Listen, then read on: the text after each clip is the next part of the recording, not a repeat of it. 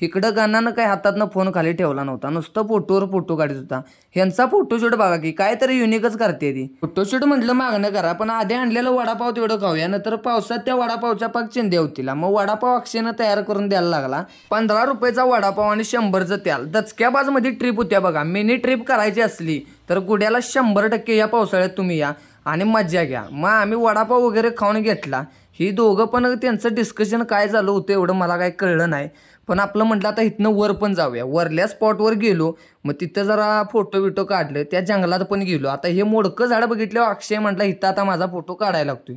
संख्या काय इथं बाबा मोठा फोटोग्राफर झाल्यासारखा नुसता व्हिडिओवर व्हिडिओ घेत होता, काय सुट्टीच देत नव्हता. पाऊस लय वाढायला लागला म्हणून आम्ही तिथनं सुसाड पळत डायरेक्ट आलो आणि गाडीवर बसलो. खाली जाताना असला व्ह्यू बघायला भेटला. बघा पुढं आणि व्हिडिओ आवडला असेल तर लाईक आणि फॉलो करा की राव.